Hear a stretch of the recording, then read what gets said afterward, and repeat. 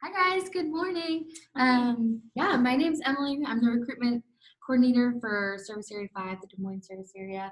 And we've been highlighting different resources that are available to foster families so that you guys can have quick, easy access to all that good stuff that we provide. Whether you're newer fostering or have been fostering for quite a while, I hope this will be beneficial for everybody. Today, we're going to focus on adoption support. So why don't you guys introduce yourselves a little bit and tell us, your personal connection to adoption support. Go ahead. Sure. My name is Geraldine Kendig. I have been with Four Oaks as an adoption support role for 3 years. My husband and I were foster parents for more than 10 years, and through that, we were blessed to adopt our 2 children who are now almost 7 and 12. And it has just been a great ride. So I think that's too why I love doing the job that I do, because I have a heart for kids and a heart for adoption. And my name is Michelle Johnson, and I also work Service Area 5 as an adoption specialist. I'm a single mom. I have 1 biological child and 6 children that I've adopted, and they're all girls. I'm still a foster parent, but currently full. And I think the best thing about having Geraldine and I for adoption support is we both have been there. We know the foster side of things, we know the adoption side of things. With my littlest, I was there the day she was born, and with my oldest one that I adopted, she was a senior in high school. So we know kind of the whole range of things and working with birth families and all of that. Yeah, I feel like that's so helpful to me as a foster family when there's so many resources, but when you know that somebody has like lived that life and been there, that's like, okay, you get me, you understand what's happening here. So that's really great. Do you guys want to start by just explaining a little bit about the services that you guys offer? Talk about adoption support. Sure. So we are just here as an additional support person. Once adoptions are finalized, cases are closed, workers go away, Michelle and I remain. So if questions come up along the way, needs arise, whatever the case may be, we're just here to help guide you through and navigate the system and help with any questions or needs that may come up. You might adopt and things are fine and no diagnoses even, and then years down the road, maybe a diagnosis pops up and you're like, oh my goodness, what do I do? Where do I go? And so we're here to offer resources and referrals. We're here to help with different needs that come up. So resources, sorry, it could be therapy. So a new diagnosis pops up, and Sure. So we kind of help point you in the direction you should go with therapy referrals and educational resources. We will advocate for you with the schools and, with an IEP. Mm-hmm. Ask Resources is a great place to go for educational needs. So just a variety of things. Also, when you adopt, you need new social security numbers and birth certificates, and so we can help with questions such as those. Anything else you can think of? We also have some support groups that we do. It's always great to work with other families. Most of our support groups, we have childcare available. So if nothing else, it's just great to get that little break, talk to other adults, drink a coffee, and relax for a couple hours. Sometimes we offer training at the support groups. Otherwise, we do other trainings also. It was good to have in your corner. I am not an adoptive parent, but you're making that support group sound pretty appealing. You had me at childcare. Yeah. Yes. Right. Michelle, do you want to talk about a little bit about how do you get connected? So, like you said, when you're a foster parent, you have a Four Oaks Family Connections caseworker, and you might have a DHS worker support and all that stuff. Mm-hmm. But when adoption happens, those things go away. How do they get in contact with you? How do they sign up?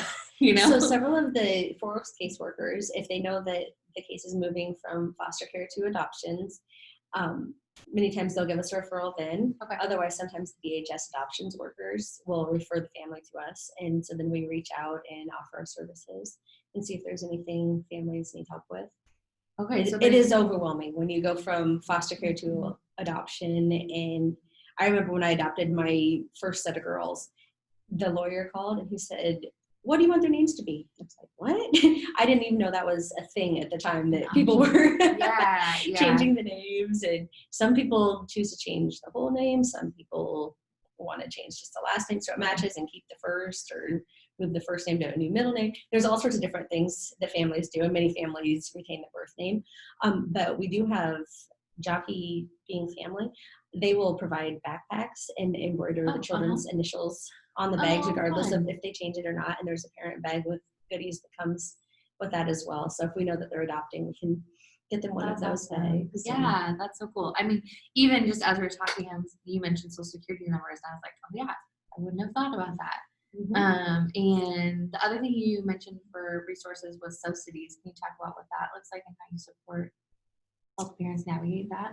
Yeah, so if, for instance, there are age increases that people can apply to up their, or to have an increase to their subsidies, so we can help with that. Also, if maybe you're getting subsidy, but Right, because some kids qualify for subsidies and some don't, right? Correct. So you would be able to be the expert and help them navigate like who does and who doesn't, and where do I, if we do, how do I get those resources and stuff like what that. do you need to submit? Where do you go to submit Sure. it? Do you do it online or do you do it by phone call? So we kind of have the ins and outs of all of that, and can definitely help with subsidy increases or getting new subsidy. Maybe you've never had subsidy and now, something popped up and my child qualifies for subsidy now. Right, and maybe they can qualify for ongoing health insurance and things like that. And you can help navigate and get all those details figured out. So many details when it comes to adoption. There's so that's also awesome. an important one that once they age out 18, then if they're still in school, still getting services, still living at home, those sorts of things, you can increase their subsidy to 21, so we can help with that too. Yeah, so all of those things that you would maybe miss out on if you didn't follow through with adoption services, you guys are the experts and know how to help our families get what they need. So that's awesome. Yeah. That's really helpful. And I do want to point out that adoption services are free. Sure. They are confidential and available to all, and you don't have to use us like continually. You can use this for a month or two, and then maybe you're fine for 5 years, and then you come back. So it can be an ebb and flow situation. That's right. Yes. Yeah, that's really good to know. So on that note, let's say that you've kind of gotten out of the season of needing adoption services and all of a sudden you want to get back in. Who do you contact or how do you make that happen? Sure. I would just contact, if you were using either myself or Michelle, get in touch with us again, or anybody, and they will connect you with us. Yeah. And Michelle, I don't know if you want to talk about, do you cover the whole area, or if they live, just talk about like, how does a person, this is going out throughout the state, how does somebody find the right you to talk to? You know what I'm saying? Okay, so Geraldine and I both work Service Area 5. Okay. And so we're paired with different caseworkers. So Okay. depending on who your caseworker is. And so if you just ask your caseworker, they can tell you who you have. And then if you are no longer licensed and you're wanting to come back, then you can just call or email on the Four Oaks website, and we'll get you hooked up with one of the two of us. Okay. And if you're from another area, we'll get you hooked up with who it is in your area. And help them know where to go. That's awesome. All right. And if you've adopted from foster care and you have a subsidized adoption, then you get 5 days of adoption respite as well. And that can be anyone you trust over the age of 18 can watch your children after adoption. It's different than these foster care things respite that you don't want to miss out on, that are available to all of our adopted families. Yeah. I love it. The Four Oaks doesn't, like, after adoption, they're not like, okay, bye, good luck, I hope it works out. But they really have you and other adoption support workers across the state to rely on and depend on. That's awesome. And to help find services too, which is really, really needed. So that's awesome. And throughout the year, there's resources, and we just had a back to school event. So foster and adopt kiddos could all get a backpack full of supplies. And Mhm. you know, we do events at Christmas time, and we did a carnival one year. And so we try to plan different events too throughout the year, just to have different things for, you know, to honor adoptive families too. Yeah. That's really awesome. Yeah, so that is adoption support services, you guys. If you are growing your forever family through adoption, I would highly encourage you to seek out adoption support either with these ladies right here or in your area, because as you can see, they have tons of resources to offer and lots of help and lots of wisdom. So we appreciate you guys being here. Thank you.